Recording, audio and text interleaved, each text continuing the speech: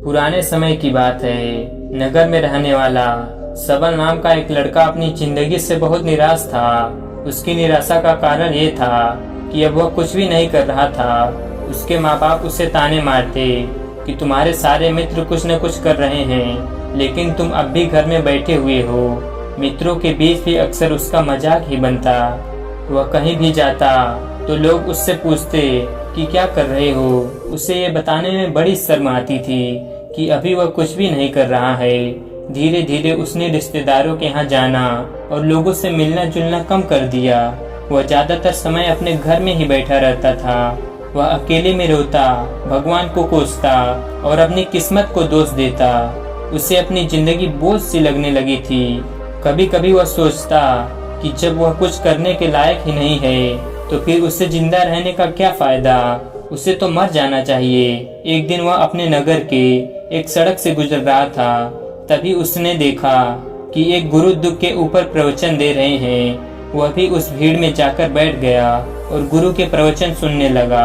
गुरु बोल रहे थे, दुख एक गुरु के भांति होता है जो हमें जीवन की सच्चाई दिखाता है और हमें सही से जीवन जीने का तरीका सिखाता है। आप चाहे तो अपने दुख रूपी गुरु से जीवन जीना भी सीख सकते हैं और चाहे तो उस दुख में बैठकर रो भी सकते हैं। सबल भी गुरु की सारी बातें ध्यान से सुन रहा था, लेकिन उसे गुरु की ये बातें सही नहीं लगी। उसने खड़े होकर कहा, दुख कुछ भी सिखा कर नहीं जाता, सिर्फ पीड़ा देकर जाता है। दुख की पीड़ा अनंत होती है। ऐसा लगता है इसके बाद कुछ भी नहीं होने वाला, कुछ भी नहीं मिलने वाला। मृत्यु भी उसके सामने छोटी लगने लगती है। गुरु ने कहा, आखिर क्या दुख है तुम्हें? सबल ने अपना सारा दुख गुरु के समक्ष का सुनाया और पूछा, क्या आपके पास मेरे इस दुख का कोई समाधान है? यह सुनकर गुरु मुस्कुराए और बोले, जिस दिन तुम्हारे जीवन में सच्चा दुख आएगा उस दिन मेरे पास आना, मैं तुम्हारे सारे दुखों का समाधान अवश्य करूंगा। इतना कहकर गुरु वहां से चले गए। सबल ने सोचा, क्या मेरा दुख सच्चा नहीं है? क्या जिस दुख से मैं गुजर रहा हूँ वह झूठा है? कोई भी मेरे दुख को नहीं समझता। जब माँ बाप ही नहीं समझ पाए तो गुरु क्या समझेंगे? अपने दुखों से परेशान होकर सबल ने एक निर्णय लिया कि अब वह कुछ करके दिखाएगा। उसने छोटा सा व्यापार शुरू किया, लेकिन उसमें सफलता नहीं मिल रही थी। लेकिन उसके घर वाले खुश थे कि वह कुछ तो प्रयास कर रहा है। वह अपने व्यापार में जुटा रहा और धीरे धीरे सफलता भी मिलने लगी। फिर उसने रफ्तार पकड़ ली। 3 साल के अंदर ही वह एक बड़ा व्यापारी बन गया।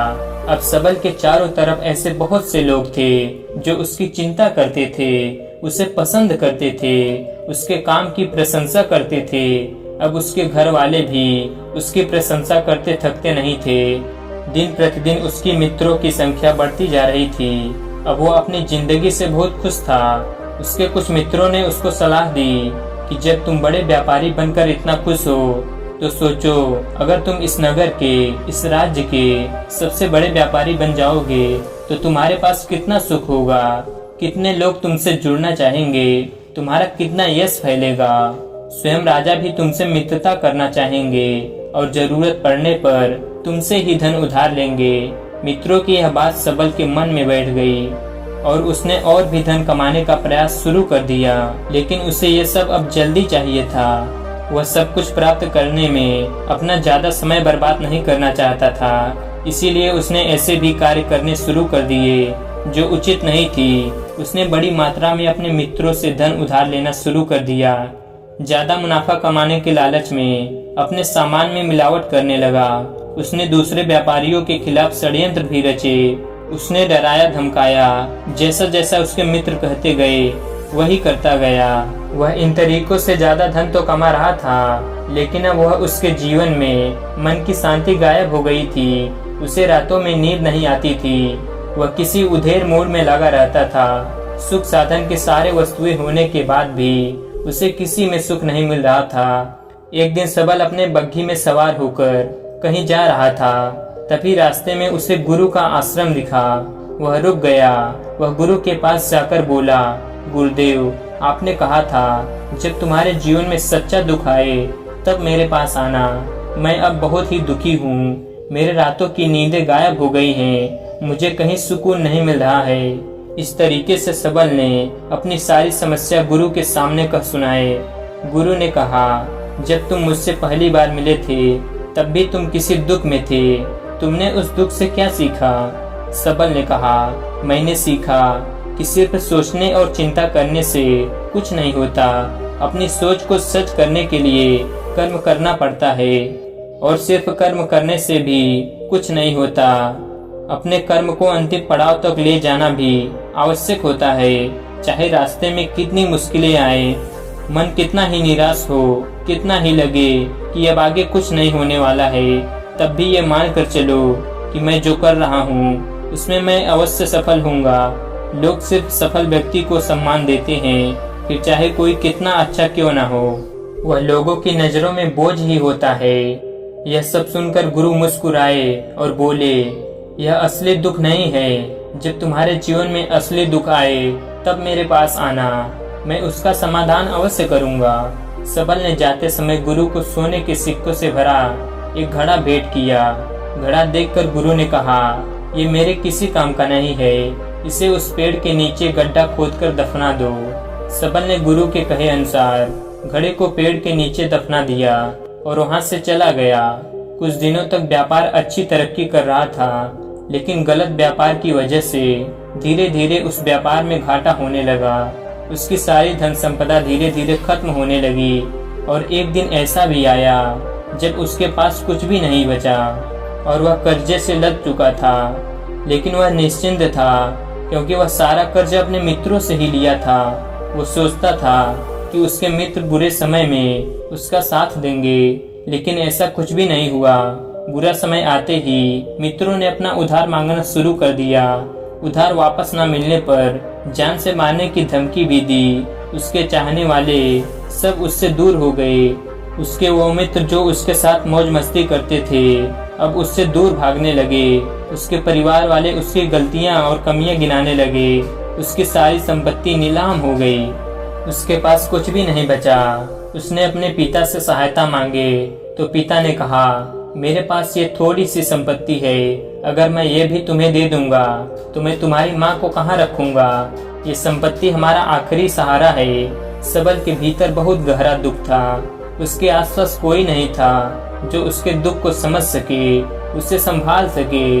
लोगों से मिले इस धोखे और विश्वासघात की वजह से अंदर तक टूट गया था। उसे लगने लगा कि अब जीने का क्या मतलब, अब तो मृत्यु ही एकमात्र सहारा है। वो आत्महत्या करने के लिए पहाड़ी की तरफ जा रहा था। तभी उसे याद आया कि गुरु ने कहा था, जब तुम्हारे जीवन में असली दुख आए तब तुम मेरे पास आना। सबल गुरु के पास गया और अपना सारा दुखड़ा उन्हें सुनाया। आंखों में आंसू भरकर बोला, मेरे इस दुख का समाधान कीजिए गुरुदेव।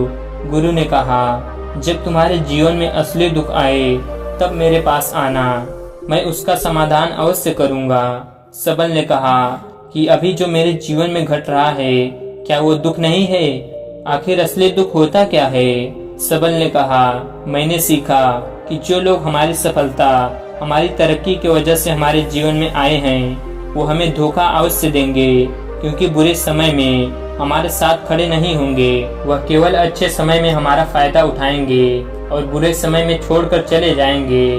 भरोसा केवल उन्हीं लोगों पर करना चाहिए जो हमारे बुरे समय में, असफलता के समय में हमारे साथ खड़े रहते हैं। लेकिन ऐसे लोग बहुत ही कम होते हैं, पर जिसके पास होते हैं उनकी कद्र करनी चाहिए, उनका अपमान नहीं करना चाहिए।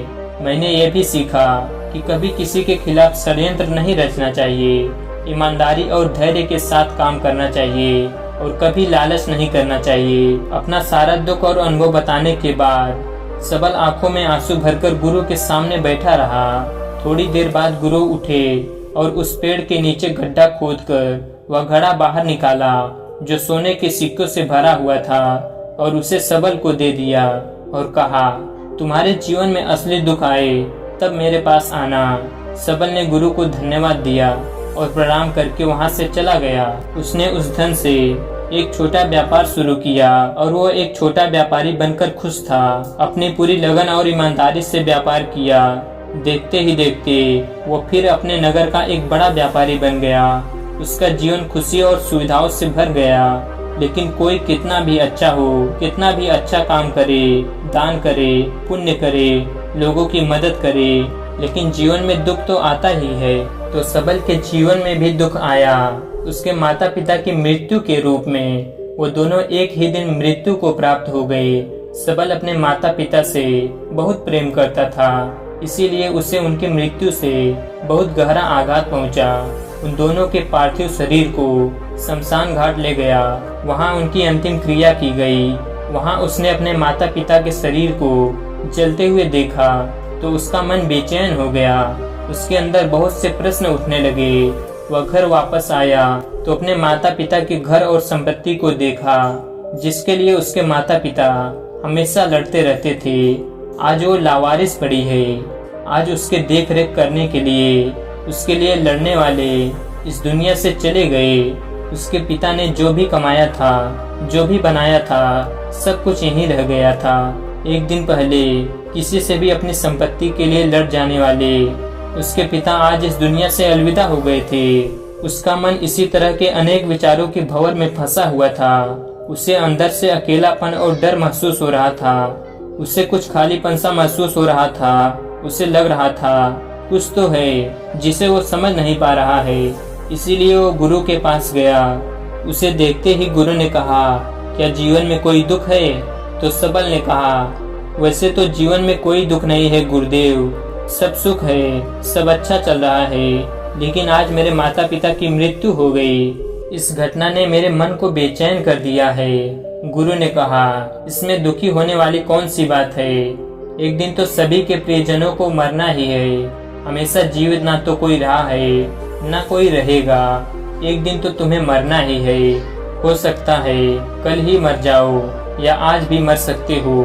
सबल ने कहा, यह आप क्या कह रहे हैं गुरुदेव? मैं भी मर जाऊंगा, पर मैं तो अभी जवान हूँ। गुरु ने कहा, इसी भ्रम में तो सभी जी रहे हैं कि मृत्यु दूसरों को आती है, बुढ़ापा दूसरों को आती है, लेकिन बूढ़ों के सामने जवान मर जाते हैं, बच्चे मर जाते हैं। मृत्यु का किसी उम्र से कोई संबंध नहीं, ये तो सबको अपना ग्रास बना लेता है। गुरु की ये बातें सबल के मन में घर कर गई। वो चुपचाप वहां से चला गया, लेकिन उसका मन अब भी बेचैन था, अब भी अशांत था। वह कुछ खालीपन सा महसूस कर रहा था। वह पूरे दिन अपने बारे में सोचता रहा कि वह इस दुनिया में क्यों आया है। क्या सिर्फ चीजों को उपयोग करना और मरना ही जीवन का लक्ष्य है?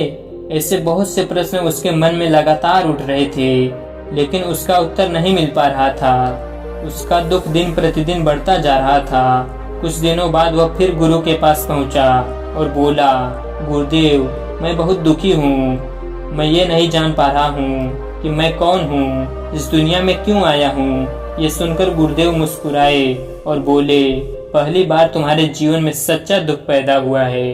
वास्तव में यही वो दुख है जो दुख कहलाने के लायक है कि हमें पता नहीं कि हम कौन हैं, क्यों आए हैं, क्या करना है, कैसे करना है। सबल ने कहा, गुरुदेव, मेरे इस दुख का समाधान कीजिए।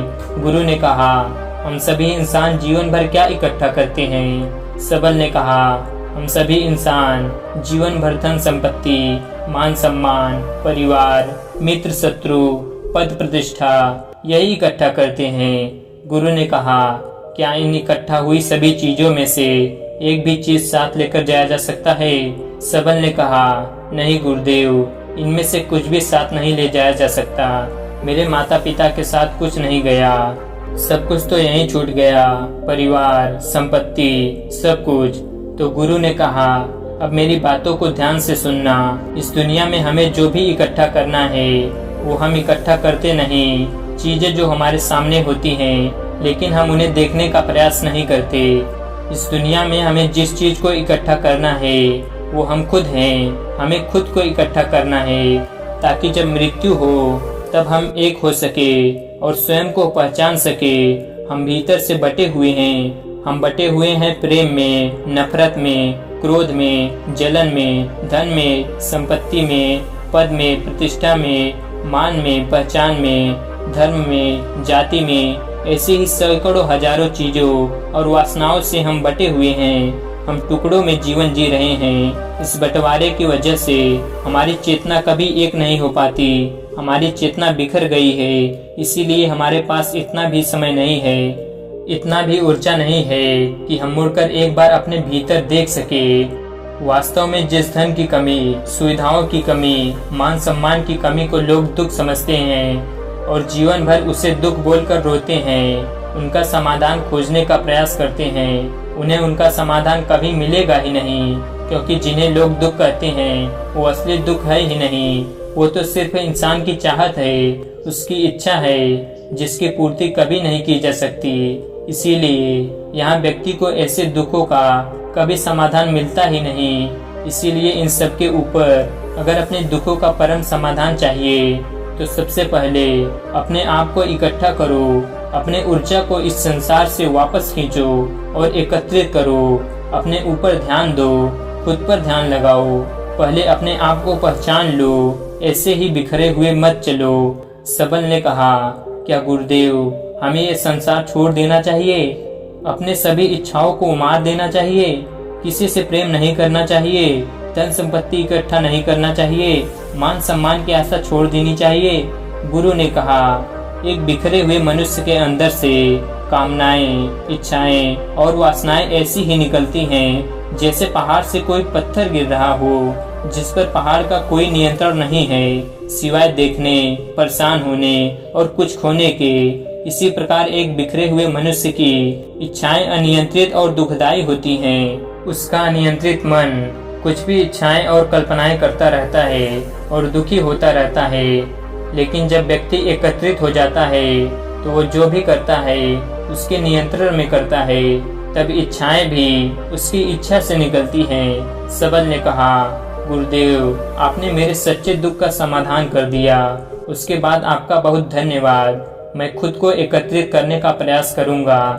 गुरु ने कहा, मानव शरीर में बहुत ऊर्जा है, बहुत शक्ति है, पर ये बेकार के कामों में बट कर रह गया है, व्यर्थ के चीजों में लगी रहती है। यह ऐसी है कि जैसे एक अत्यंत शक्तिशाली मशीन किसी बच्चे के हाथ में दे दी गई हो और बिना सोचे समझे, बिना किसी नियंत्रण और जानकारी के बस इस शक्ति को कहीं भी बर्बाद कर रहा है। इसलिए अपनी चेतना की शक्ति पर ध्यान दो और इसे एकत्रित करो। सबल को अपने प्रश्नों का उत्तर मिल चुका था। उसने गुरुदेव को धन्यवाद किया और चुपचाप वहां से चला गया। तो दोस्तों इस वीडियो में बस इतना ही। मिलते हैं अगली वीडियो में, तब तक के लिए अपना ख्याल रखें।